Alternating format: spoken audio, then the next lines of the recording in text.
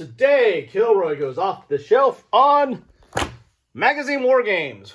What do I mean by magazine war games? I'm meaning just that. War games that come along with a magazine. Now, a lot of these magazines are what you might call house organs, meaning that they're either published by a war game publisher or they're dedicated to a certain publisher's content.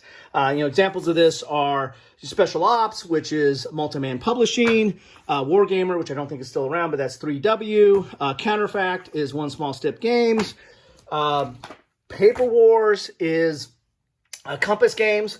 And for example, this is kind of how I store my magazine games. I put them in these clear envelopes. It keeps my counters, it keeps the rules, it keeps the map. And that's what you get in one of these war games. You get just that. You get rules. Sometimes you can pull these out, like Decision Games allows you to remove the rules easily and store them away. You get a counter sheet and you get a map. And that's about it. You don't get player aids usually. At least you don't get mounted player aids or thicker cardboard player aids. You basically just kind of get that. And sometimes the charts themselves are stuck in the magazine. Not the best thing. But that's an example of, house organs. There's other magazines that are kind of dedicated to, war games in a magazine, like Against the Odds, which really kind of covers, just by its title, situations that are against all odds. They're always covering those kind of desperate situations and trying to simulate or model those. With Decision Games, for example, Command's another example of these. Decision Games has 3 different titles. They have World at War, which is World War II. They have Modern War, which is just that, modern games. And then you have Strategy and Tactics, which covers the gambit. And, the War of Jenkins' Ears. How often do you see a game on that? And that brings me to, why do we have magazine war games? Or better yet, do we even like magazine war games? And magazine war games are a love-hate relationship. There are people that love them. There are people that hate them.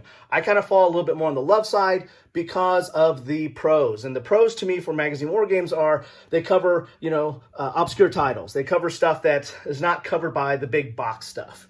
So I like that. I like the variety. I like the coverage of that.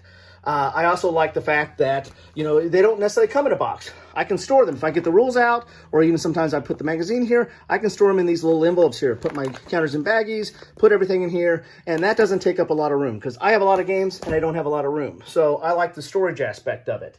I also don't mind the price as much. Now, these things can get kind of pricey. The World at War here is $40 if at retail. You can usually, if you subscribe, you get a lesser price, and you can probably find better deals online over time. But if you get a better price, then I feel like you're getting a game on a topic that's not normally covered, and you're getting a magazine. And these magazines, usually cover, an article on the war game at issue or historical background on it, and it's going to cover other topics. World at War covers World War II. Strategy and Tactics covers the gambit of the history of warfare, and Modern War covers modern war. Some of these other magazines, for example, like C3I, it really is kind of almost a house organ. It focuses on GMT games mostly in its coverage, and also gives you errata and counters and variants and inserts and player aids for GMT games. And even some of its more recent issue actually gives you a game. This one came with the Battle of Kursk. Some of its more recent issues do come with war games. Not all of them do. So I like that variety. I like having a little bit of the historical background. What are the cons of this? Well, some of these games, you don't want that. You don't want the magazine. You don't think the writing is all that great. So you just want a good game. So why do you want to get a magazine game? That's a con. Another one is these games aren't as developed as big box games. Usually. They're getting better, but over time, there's a rush for publication a lot of times, and these aren't as fully play tested or fully developed. And you just don't get the same feel of a box game. You're also not getting the player aids. You're not getting, the heavy printed cardboard or mounted, maps, or all the different player aids that you would normally get in a big box game. And some people just like big box games. They want to have a box. They want to put everything in a box and put it on their shelf and have it there. So, there is some cons to these games as well.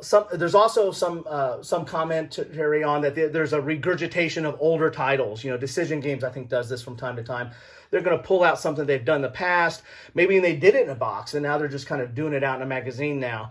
Hopefully they did it better. Sometimes they don't. And so, why would you want to buy something that, a retread that is not done in a box and done any better? So, there's a love-hate to these things. Which side do you guys fall on?